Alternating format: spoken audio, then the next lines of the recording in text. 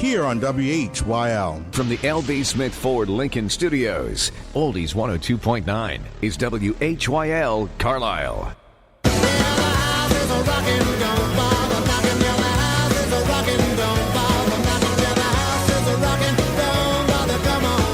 It's time now for the Real Estate Radio Guy with real estate broker John Rainville. For the next hour, you'll learn everything about national real estate topics, trends, and news revolving around Central PA. It's sponsored by GSF Mortgage Corporation, EnviroQuest Inspections, and SearchHomesInPA.com. And now, here's the Real Estate Radio Guy, John Rainville.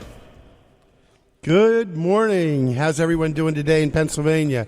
It's a great day out there, a little bit sloppy. What'd you think about the drive-in this morning, Kingsley? Well, I was driving last night to a meeting, and I saw on the sign, because I didn't even hear about any weather issues, and then on the sign it says winter weather advisory, 3 inches, and sleet and rain and ice and all the rest of that good stuff. But I woke up this morning, and it's warm enough. There was nothing there but a little remnant of slush on my windshield, so I got in the car and went like any other morning. So I'm good. I'm happy. We're done. It's springtime. I'm getting the grill re-ready again.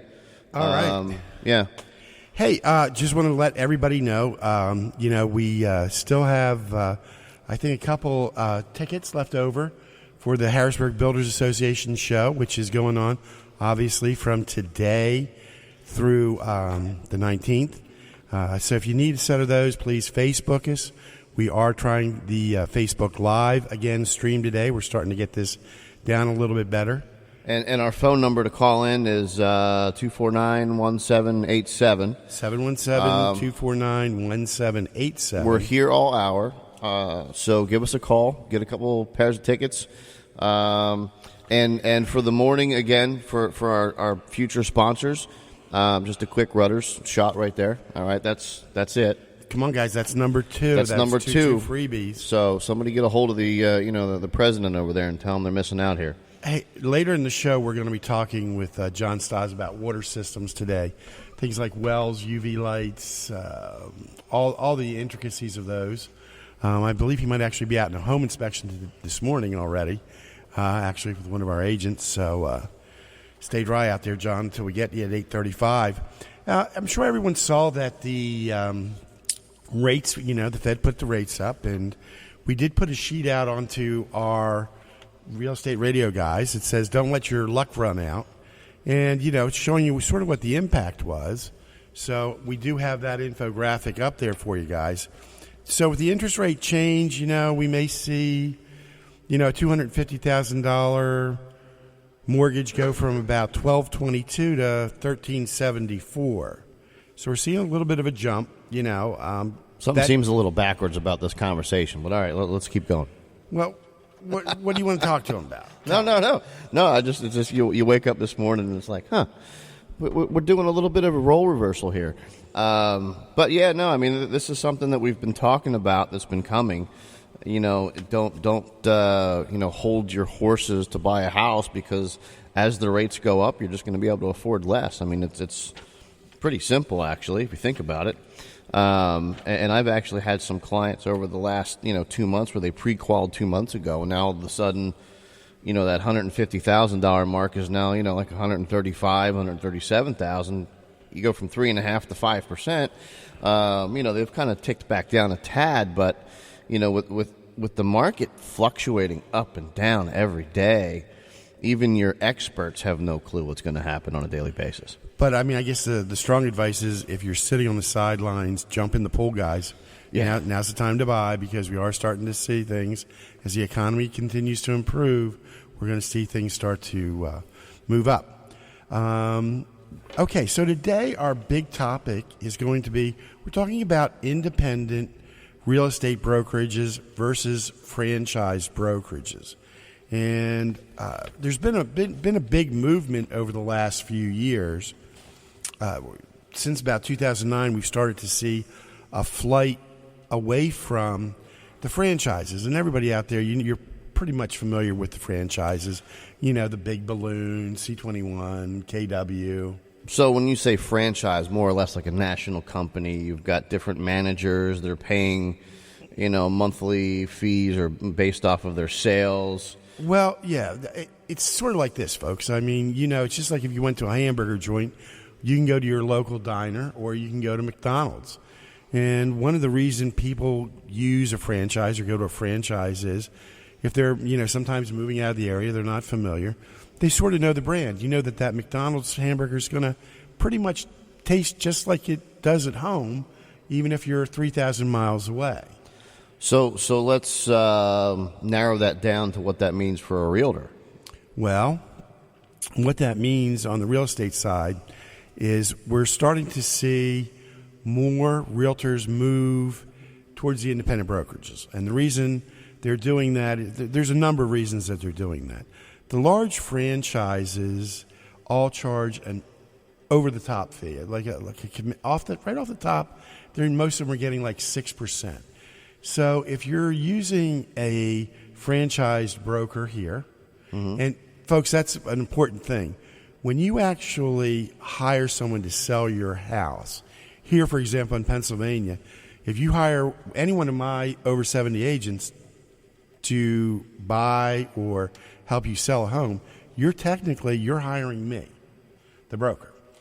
So on the franchise end, a lot of times you don't even know who the broker is because they may be out of state. I've seen some recently where they have no offices here or anything, and the broker's in Texas, so he won't know anything really about your local market. But he was able to get a Pennsylvania reciprocal license. Here's some of the differences. Let's look at things on the broker level. Reason a company would want to be a franchise is maybe they're brand new, and they want to get exposure, and they think that national exposure, that national name, will help them. So that's one of the reasons people use a national, franchise. Well, and that would be one of the reasons why a brand new realtor in the market would want to use a franchise too, because they have no experience. So maybe they're wanting to use that brand name. They think that's going to help them become a better realtor somehow. Exactly. When in all reality, it probably doesn't, because you're not getting the time and attention that a new realtor needs to get. So I'm guessing that after so much time as a realtor becomes, obviously the cream rises to the top. So as realtors get better, the ones that are going to stay in the industry, they finally realize that the name doesn't do anything. It's the realtor themselves that's doing all the hard work. Right. So if they're earning $100,000 a year, they're giving up $6,000 plus probably to work for a franchise versus an independent. So on the broker level, the reason a broker may want to do it is they initially want to get that name brand, that clout out there. There is a cost to them to buy it. It's just like buying any other franchise. And they will pay that, usually 6% or more on the top that comes right off before anyone gets any commission. So another part of that is if you are with one of the big, ones that's owned by Realogy, which would be like Century 21, Coldwell Banker, and a couple others, you're actually sending 6 cents on every dollar to a corporation in New Jersey. So I sort of like to, if you're going to buy local, maybe you want to, use a local broker. Not that they're not local, but you're sending a lot of money out of state. The other reason a broker will tie up with a franchise is for training. Not only for the broker, but for the recruiters and for the agents, because they probably don't have a system in place. Some will go to using a franchise broker for the technology. They may not have the computer systems. They may not have we call it a CRM. It's a contact management system so the agents can stay in touch. They may not have, policies in place. Some brokers I know probably don't even have a policy manual in place. And it also gives them sort of a set of procedures so they know how to make the French fries. Buyer, seller in, and sale on the way out. Sounds difficult. What do you mean it sounds difficult? Buyer in, buyer out. Buyer in, buyer out. So, on the independent side, of that, we've seen a lot of change over the last few years. The internet has really been, the great leveling of the playing field. So I'm not so sure anymore that I think that's part of the reason franchises are losing ground. Well, I mean, let's go back to training real quick. I mean, we're talking about realtors here. What is training? I mean, you've got brand new realtor into the field. Chances are they've been sold that you can make $250,000, part-time as a realtor if you work for XYZ firm, right? Correct. And then, they get in there and they finally realize, oh my gosh, I've got to actually work 5 times harder to make X amount, depending on what their split is. And most of the new agents obviously aren't getting, the higher splits for those that have proven themselves. And then they get in there and they sit at a desk, right? And they say, well, here's a list of people to call. Good luck. So when we say training. Okay, well, that's a great question. So precisely. So a lot of the small brokers, a mom and a pop, may not have that, may not have, a set thing on how to train their agents. I can speak to us, what we do, which is as an independent, we feel that we have everything in place that a franchise has. So we use the same thing as some of the other ones. Well, you're going to use mentoring. We do some, obviously face-to-face to teach them through the contracts so that they know the ins and outs of them. We actually have live training that we host Mondays, Wednesdays, and Fridays at 10 and 2, 3 weeks out of the month. And then we have it recorded, so it's on demand. And then on top of that, we have a national trainer, David Knox, and David Knox every month gives us a couple classes, and we have recorded classes from David Knox that they can see on demand. And these classes are more or less one-on-one. I mean, you can actually interact with these classes. Yes, that's correct. So my point being, when you go from the big firm to the little mom and pop, the big firm doesn't have John Rainville sitting over there answering questions for you. In other words, the broker, as you say, could be out of state most of the time, or a lot of times you don't even know who that broker is. So when you're just getting into the game, would it not make sense to have somebody's ear to bend on a regular basis until you get into your own little rhythm? As opposed to, here's a list of videos, watch this for training, and do that.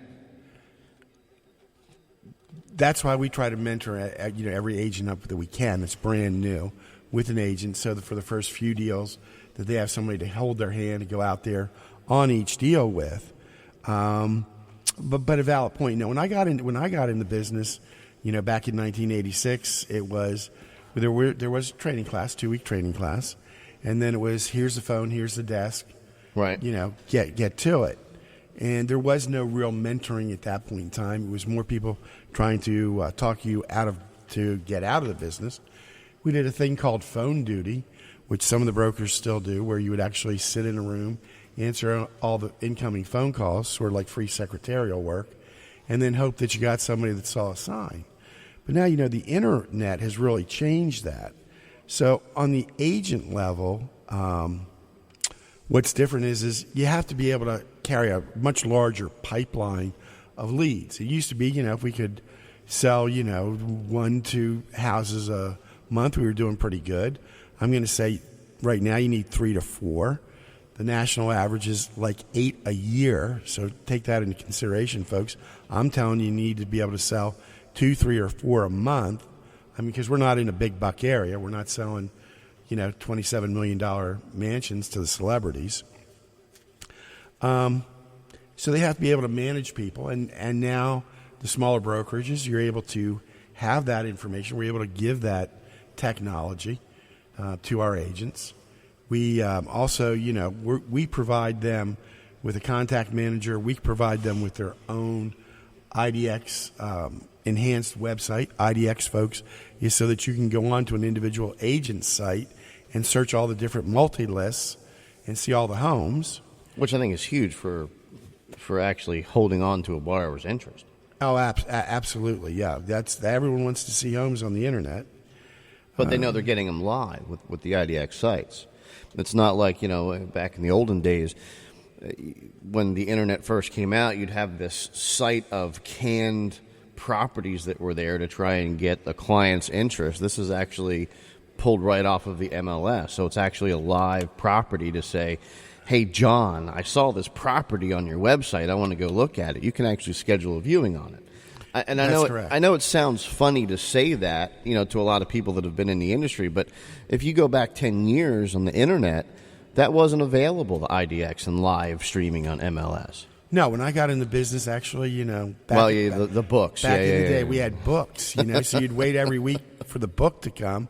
The book would come, you'd scan through the book, you'd make Xerox copies for your customers of homes that they might like to go see.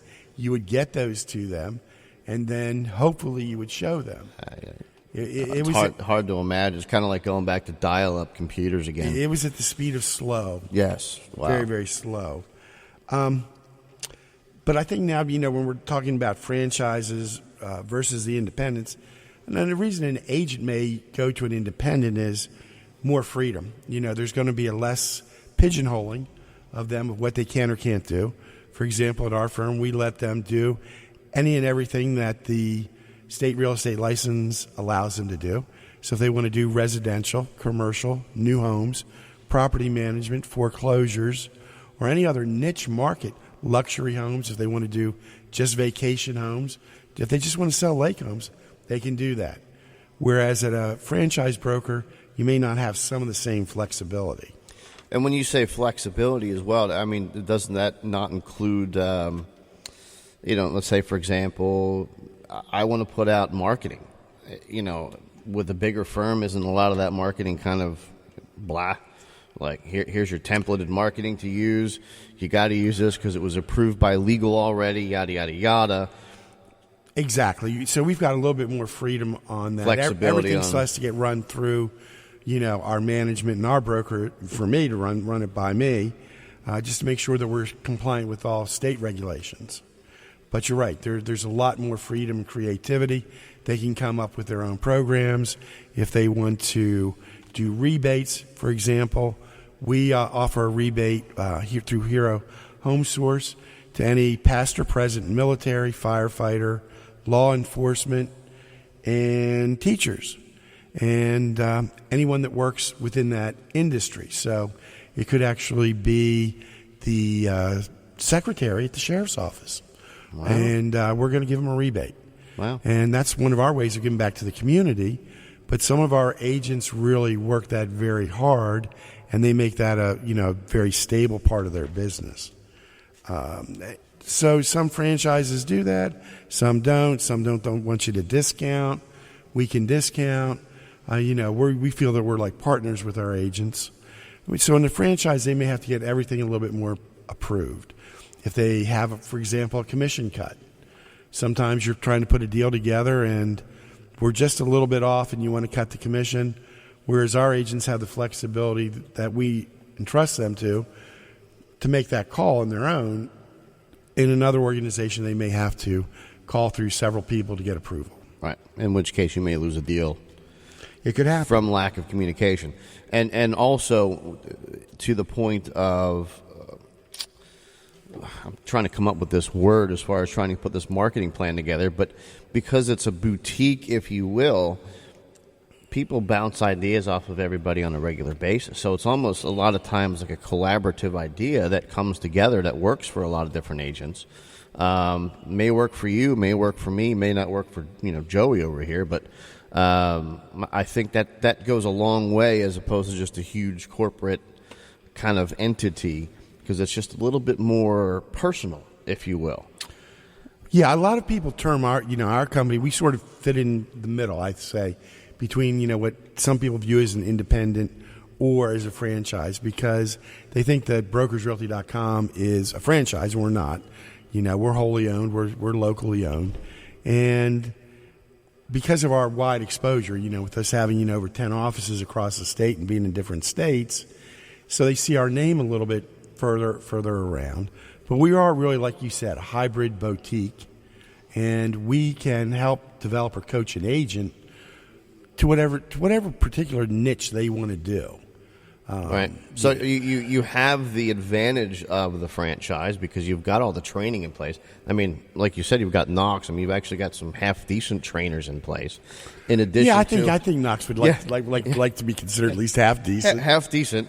So you've got some half decent training in place, along with the one-on-one, the mentoring, and again, I mean, there's a lot of I've seen this, folks.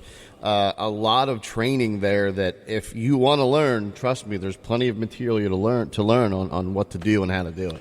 I think another one thing that sets us apart, too, is I think our marketing materials, which I did post up this morning, our new Spring 2017 Seller Guide and our new Spring Buyer Guide 2017, they're only available right now on Real Estate Radio Guys on Facebook, but you can download free copies there. They're 18, 19-page reports, so we're going to tell you about the current market conditions. But go out there, take a look. Take a look at our marketing materials like that. And, I'll hold it up against anybody's that now as a small independent, because we're not that big, as a small independent, we're able to, with our marketing team, create world-class, I'd say, marketing materials and videos and more. Well, and that's the crazy thing. I've seen some really good videos by, a couple of the realtors, on your team, and it's leaps and bounds above any that I've seen before. Right. Video's hot, man. Yeah. So between that and some of the marketing, and you and I have sat down a few times, to look at different ideas of marketing. I can tell you firsthand, he does not hold back on anything if it's going to help the realtors in his office, which I was actually kind of surprised at, to be honest with you, how much you put into the marketing for Brokers Realty. But it's just a testament to say, just because it's not, the big name, I think sometimes that big name can lead to a little bit of stagnant, if you will, as opposed to just constantly looking for that fresh idea that's going to work.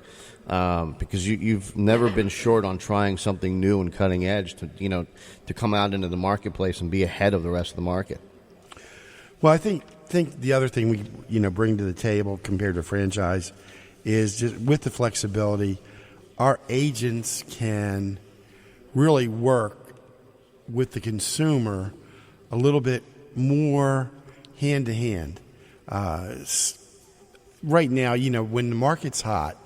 And right now, when we're telling people that we're short on inventory, everyone wants a deal. So if they're selling, our agents have a little bit more flexibility on that. But back on the marketing, yes, we've trained our agents in social media marketing, hyper-local marketing. We use things like smart lead capture so that we don't waste somebody, pulling a flyer out, and then we never hear from them from a sign. A lot of tools and technology that heretofore were only available to the large companies. So, with the Walmarting of America, and the flattening of the business climate, we've definitely seen that most things are available on a smaller level. Very, very few things. I really can't think of any technology advantage any of the larger companies may have over us. Not anymore, no. It's really, really, really changed. Yeah. I'll have to agree with you on that one. For the consumer, the nice thing, too, is our money stays here. Like I said, I keep hammering, but we're not sending it to New Jersey out there to Realogy. And brand awareness. What do you think about that? What's your thought on that? I think about this every once in a while when I go to the grocery store. And have you ever had... You go in and you get creamer from, let's call it Great Value, because let's face it, Walmart probably takes half of my money. Every week you go there, you walk in to buy one thing, and you walk out with, a huge shopping cart full of junk.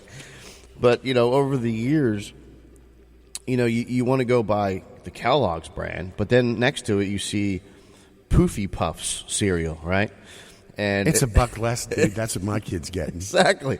But I'm like, all right, well, let me give that a try, And there's only like one time that I've ever shopped for that food, and I've noticed a major difference because of the brand name versus, the generic brand, if you will. And that was Grape Nuts, which is definitely not a sexy cereal to talk about. So that's like that very one in a million. But yeah, at the end of the day, it means nothing.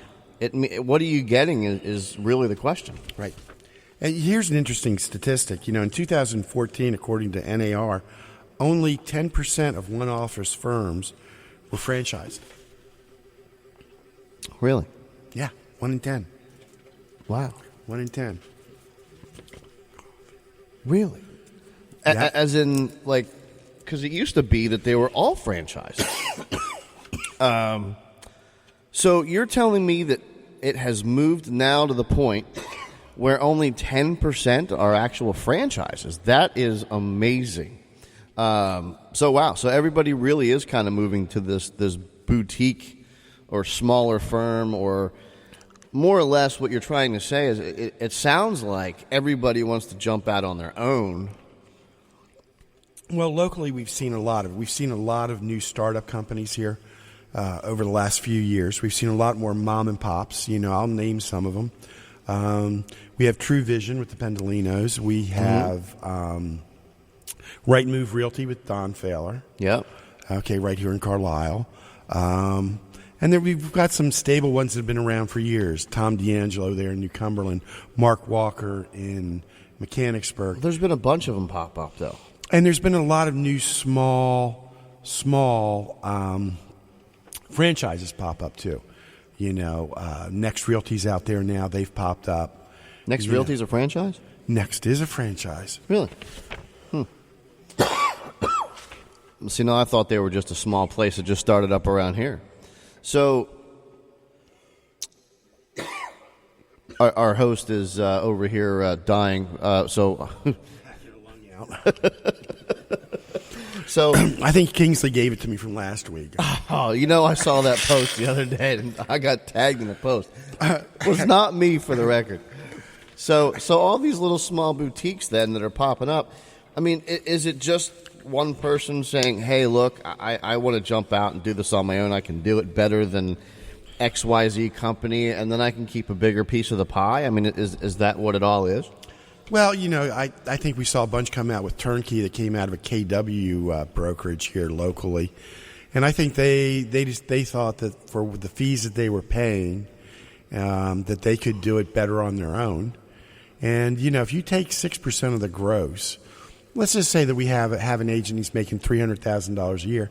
That's $18,000 a year more he can put into his pocket or into marketing. Right. To make and more his money. own marketing. Yeah, his own marketing, branding himself.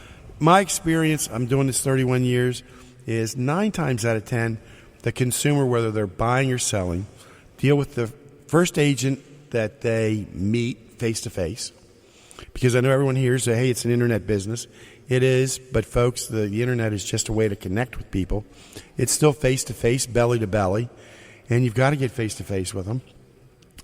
And I think the people buy who's in front of them. Do they? Are they going to trust them? So it's a matter of getting in front of them is really what it comes down to, and that's where the technology is going to help you, and having the systems available of a larger firm, but without the cost involved, is going to help you. Because I believe I was watching. I'm sure everybody's heard of guerrilla marketing, but guerrilla marketing has evolved over the years to the point where it's now you need to have, I think they say, between 10 and 13 touches before you Correct. actually get a conversation or the availability to sell something to a client, and that would be the face-to-face.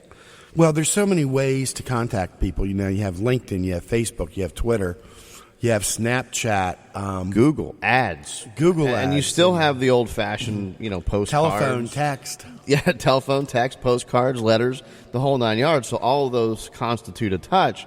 But if you don't have a system in place to touch them 13 times or 10 times, right, they're just going to fall off the face of the earth until that person that does have that system in place does touch them and reaches out to you.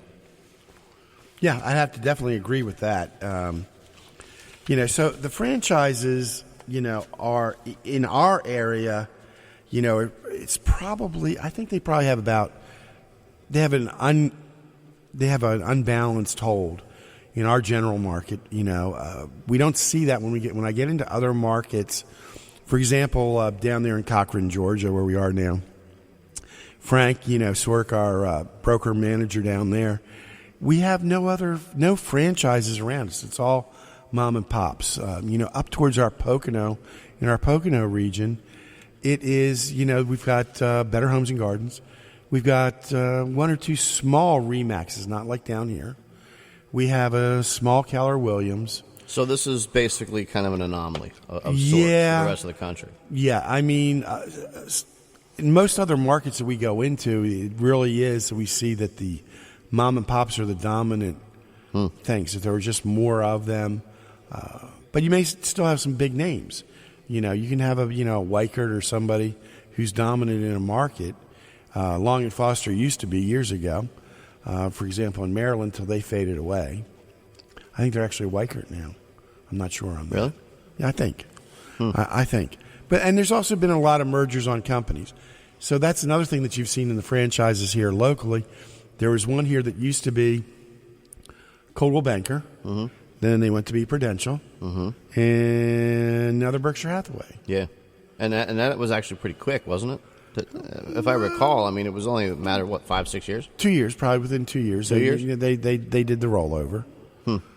So, but again, it's like, whether you want that pressed patty or if you want some, I guess, fresh meat. Well, you think about this as far as from having those little mom and pop shops. And the reason I bring this up is because I know you've been involved with a quote unquote merger or two, smaller. And I'm thinking that from a standpoint of the mom and pop, let's call it Mr. Pop, who's running that little small boutique, you as a person, let's say, for example, as a realtor, let's say it's a really good realtor and they decide they want to go out on their own. They're ending up focusing so much time and effort on the back end and the support end of running this business that what ends up happening is they don't have as much face time and as much marketing time and as much call time to get those clients. So they're being drowned in basically red tape of running a company, and it really actually ends up hurting their business without having the support behind them. Well, we actually offer team training, and I'm sure most of the franchises do too. So if they structure their team correctly or their business correctly and put systems in place, I think they can do it. I don't know. I would just think that if you were somebody thinking about starting your own, but you're a good realtor, not necessarily from a business management standpoint, that it would be a huge burden on you and it might actually take away from your income. Okay. That brings up a really good point. That's an excellent point. I know a lot of brokers across the country, a lot of brokers across the state and locally here. Sometimes the best salesperson is who typically ends up being the broker, and they're not necessarily a good manager. So one of the things that I think I bring to the table here for us locally for my company is I'm an extremely good manager. I've got a background in business administration. I think I've got an introverted, extroverted personality. I've got some attention to detail, maybe a little bit of ADD, and we're able to now, because of our size, we're able to give our economies of scale to our agents. So we're able to bring them extra added things to the business that they don't necessarily have to pay for. So, for example, at some of the franchises and some of the independents, if a realtor wants to have a Realtor.com enhanced account so that all of their listings get more exposure, more photos, you can do a lot of more trick things with it. We pay for that, whereas that may cost them $200, $300 a month, depending on the number of listings they do or more, where they work. So we're paying for that. We pay for their paperless transaction platform. We pay for the training that we offer. We pay for a lot of things that at other places are extra because we're not paying that 6%. 6%. So having those systems in place is just one less worry on the back of your mind if you want to focus on clients. Right. When you get down to it, I mean, every business runs on about a 6 to 8% pre-tax profit, whether you're a builder or you're a realtor. And what you have to manage, if you can add that 6% back in and not have to pay it, it gives me a lot more flexibility as a broker, and it also gives people a lot more flexibility as the realtor to grow their business. So, hypothetically, then, I mean, I want to go into, you've got these big companies, right? A realtor that starts off, I mean, they're getting, at the end of the day, they get a split off of a split and end up with a very small percentage of a deal, right? So now that's your newbie that starts off in the business, doesn't know any better. When you get into some of the mom and pops and or hybrids, if you will, those experienced brokers typically are going to negotiate for higher splits. Is that? Oh, yeah, absolutely. And the nice thing with us not being a franchise gives us immense flexibility. So we offer everything from a 50-50 for like a new agent all the way up to 100%, or someone can actually go with a net branch. They could actually have their own branch like we have down in Lancaster. So, for example, then, and the whole reason where I'm going with this is you've got somebody that is contemplating, I want to start Kingsley Realty because I can do this, and this better. But I know in the back of my mind that I hate having to deal with all this red tape and everything else.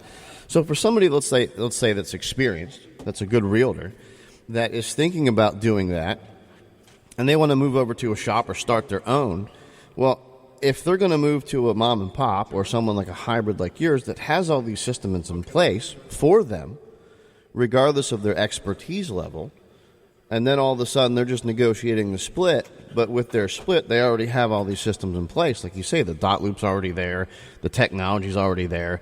So it's a headache, and they may be able to be getting the best of both worlds by just looking at those options. Yeah, we would like to say that we learn from Cooperative Realty, that we have an agent for life, program. We'd rather, have to negotiate a new deal with an agent than lose them. And, sometimes it makes sense because that top producer is carrying more of their own expenses. We have some agents that are carrying, heck, I have one that's carrying 2 secretaries. Wow. So it just depends. We're willing to work with them, grow, and help them grow their business. We already have we have one, realtor that's doing phenomenal. And, he's already came to us last year. He wants to open up probably next year in another market with his own office. But it's going to be one of our offices, but it's going to be under his guys, Right. So he's excited about that because it gives him time to learn more. He's getting to keep more of his money, and he's going to have backup support, as we go through things. Right. So he or anybody in general would have the ability to grow or put as much time and effort into it as he wants. He or she wants. That's correct. That's correct, John. I know John Stas is getting ready to come on here. We're going to be talking about water systems. Do we have John on? Awesome. John's on. Hey, John, how are you doing out there? Are you out in the rain? Are you under an umbrella, John? Yeah, I'm in my truck, so same difference. Well, I would think the truck's a little better than an umbrella. How is it out there? It's not bad, actually. The roads are clearing up, and things are looking up. It's not where I'm at. It's not really raining. It's just sprinkling a little. So are you already out on a home inspection? Actually, doing radon estimates, making up for the snow days. So. Okay. Nice. John, So up and early. Stuff. So you've had your coffee this morning already? Yep, had the coffee on the road, driving to a radon estimate. Sounds Nice. That sounds it's a great day to do something that exciting. Oh, yeah. Got the seat warmers on, all set to go. So, John, we're going to talk this morning a little bit about water systems, Like a lot of wells, have things like UV lights and that on it. So, Sure. What can you explain to our listeners today about water systems and that? Sure. So a lot of places, as you know, have public water. Usually what they do is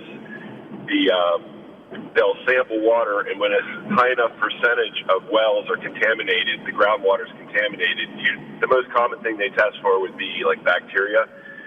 So they test houses. When a certain percentage of the houses test that the water table is bad for bacteria or for other contaminants, that's when they decide, hey, the population density is high enough that we're going to run public water.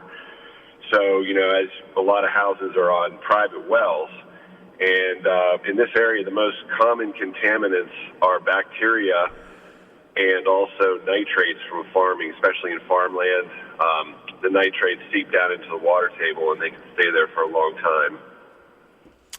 John, I know I see a lot of times in homes I've seen over the years, these things with those purple lights on them, UV lights. How do they work? Sure. The most common way for them to work is they have a stainless steel chamber and a flow restrictor. So for the size of the house, you get a light that's the size. They'll be rated at, 6-gallon or 10-gallon or 15-gallon. That's the size of the flow restrictor. The whole light is designed for the size of the house. So it only lets as much water as it can process into that chamber. So it's a stainless steel chamber, and then there's a crystal tube that the UV light goes inside of, which separates the tube or the light from the chamber. So all the water that goes through that chamber gets sterilized with the UV light. So the UV light is just a bulb that you change like once a year. They'll last longer than a year, but the rating on the bulb says change it every year because it could lose its ability to kill the bacteria. So a UV light is actually what kills the bacteria in the water? Exactly. So, yes, UV sterilization. So all the water that goes through that unit gets sterilized by the UV light. So I'm curious because I recently had a home that we did a mortgage on that had a well. And, the water test came back, as you know, any well has to be tested for water. And it came back with, what do they call that bacteria? It's not E. coli, but it's... coliform. Yes, there you go. And it was such a small, insignificant amount, but apparently that has to be 0, if I'm not mistaken. So... let's just say you have a small amount of this bacteria. What's the difference between drinking that and drinking out of a garden hose as a kid? Yeah, well, that's an interesting question. There's two places that bacteria can come from. If the house has been sitting vacant, water's not run, or let's say a plumber, somebody does some work, they cut into a line and they don't sterilize it afterwards. So the bacteria can either be in the pipes or it can be down into the water table in the well. And it's really hard to tell where it is.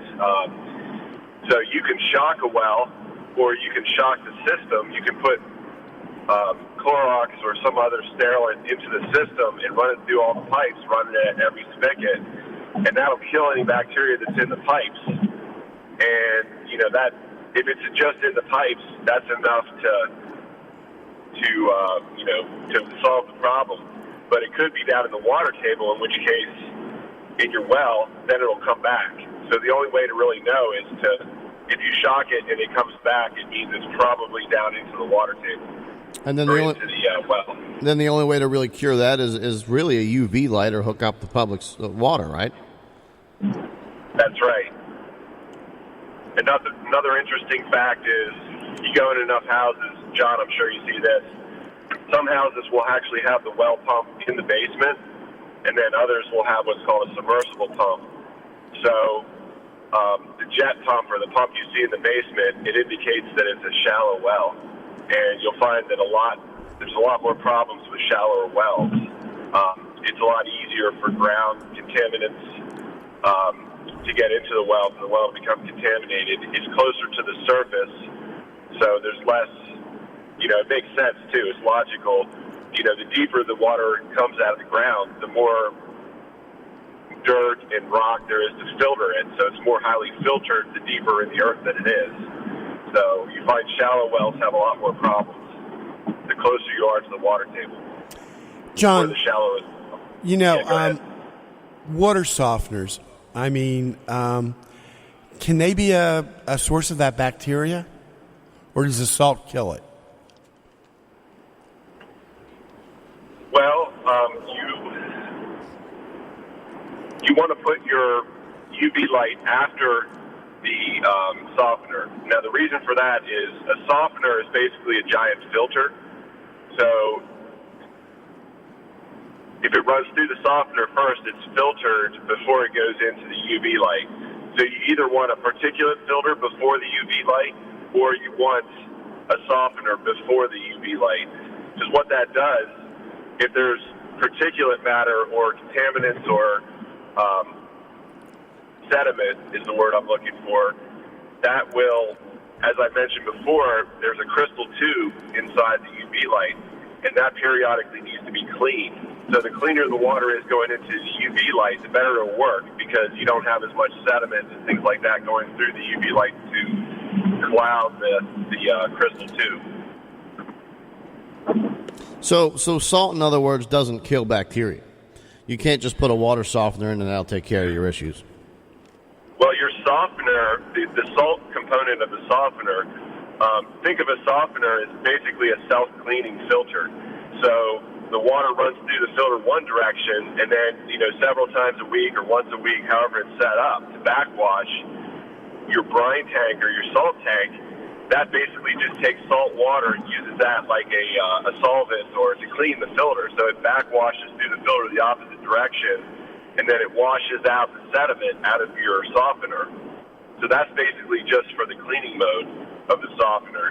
So it shouldn't really, your drinkable water shouldn't have salt in it through a softener. There is a little bit of residual salt when it switches direction. After it cleans that softener resin that's in the softener, there is a little bit of residual salt, but there shouldn't be much in there. It's not really good for you. A lot of people are on salt-restricted diets and things. It's just not good to add a large quantity of that to your intake. So a lot of these towns now are kind of forcing some of these homes onto public water. Is that because of bacteria, or is that because of maybe greedy corporations looking to cash in on some extra revenue? Yeah, so what happens is, they have to build this infrastructure, and it costs a lot of money, so they just make it mandatory to go onto it to pay for that infrastructure. But usually by the time that they're forcing... Hello? Okay, I guess we lost John there. I guess he drove off the edge of the cliff.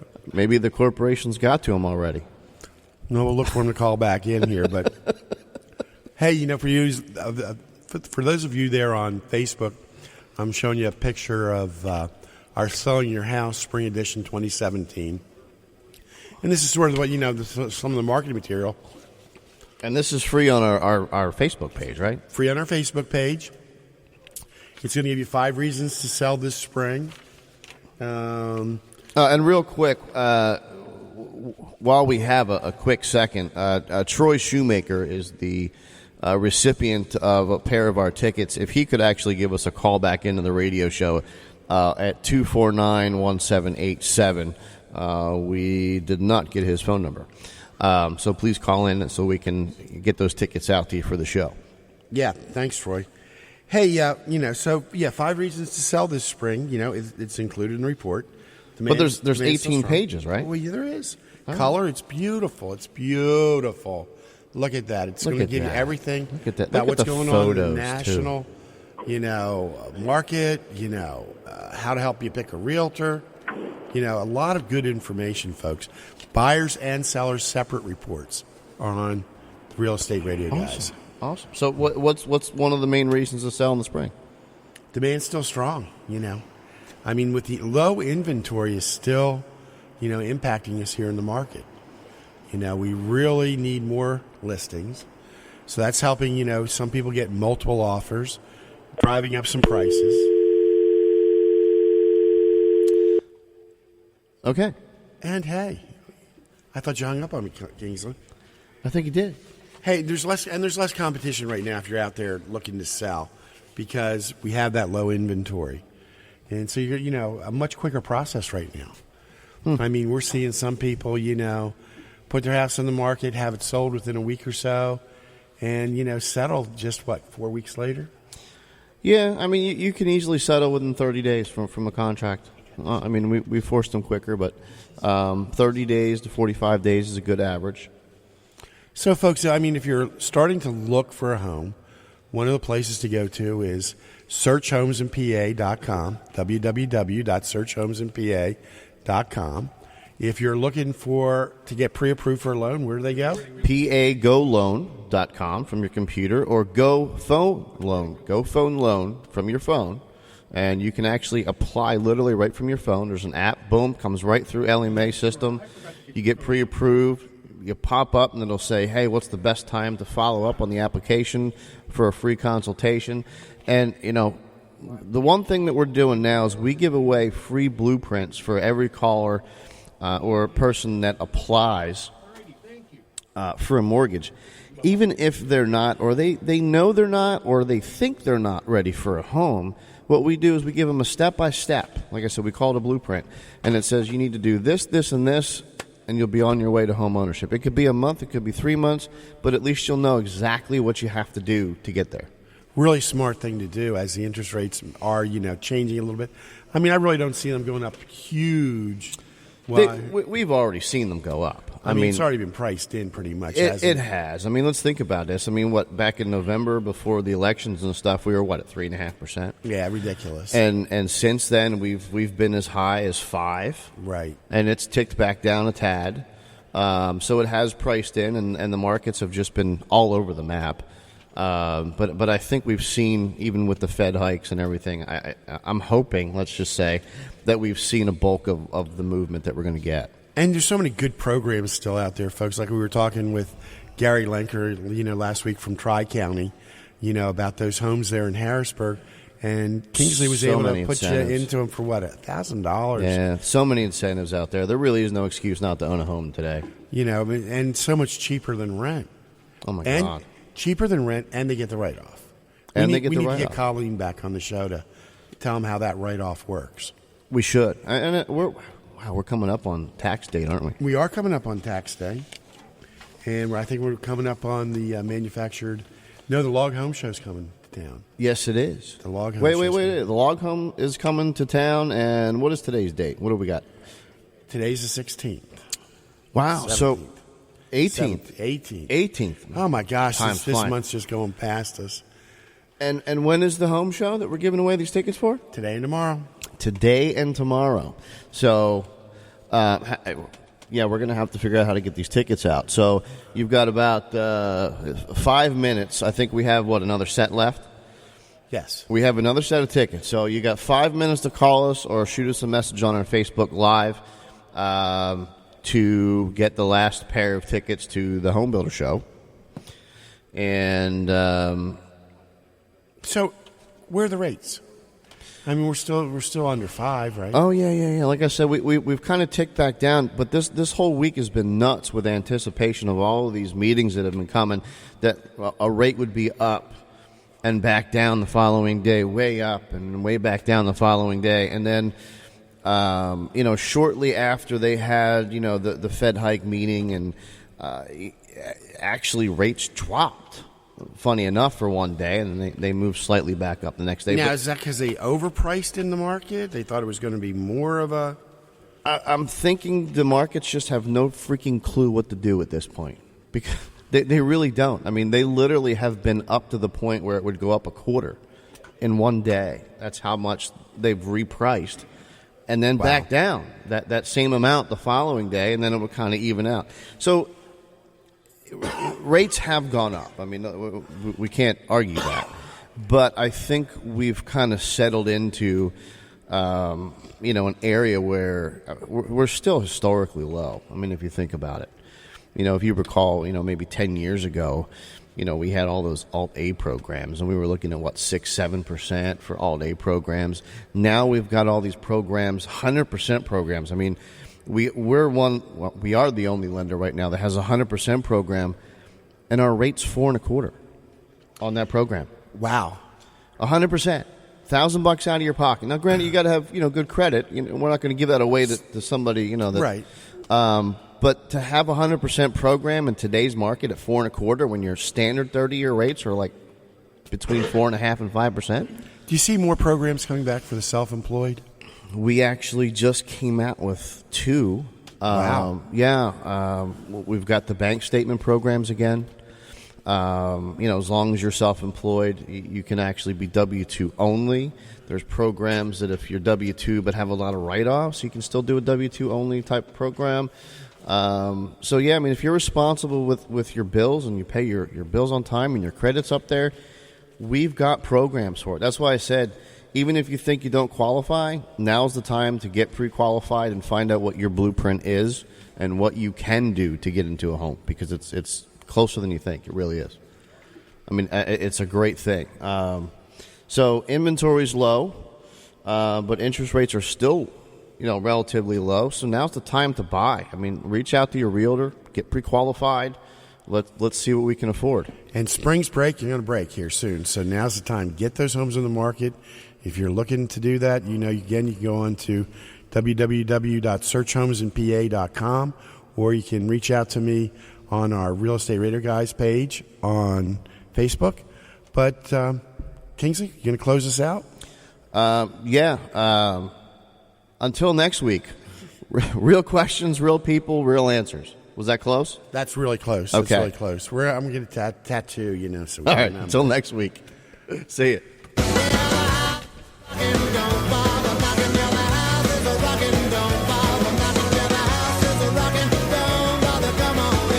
You've been listening to the Real Estate Radio Guy with real estate broker John Rainville. Listen each week at this time and learn all about buying and selling, mortgages, market conditions, property maintenance, and much more. It's brought to you by GSF Mortgage Corporation, EnviroQuest Inspections, and SearchHomesInPA.com. It's the Real Estate Radio Guy, Saturday mornings at 8 on Oldies 102.9 and AM 960 WHYL.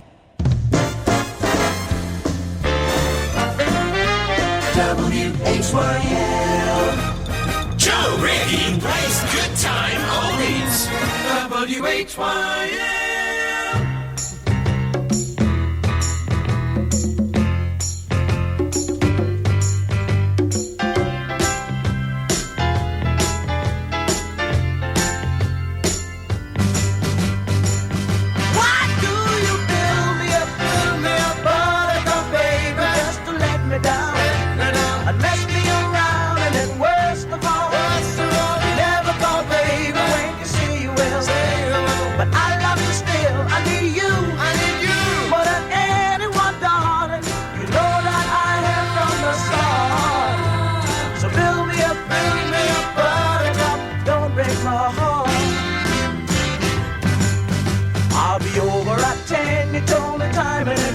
But you're late. I wait around and then I run to the door. I can't take anymore. It's not you. You let me down again. Baby, try to find a little time and I'll make you happy. I'll be home. I'll be beside the phone waiting for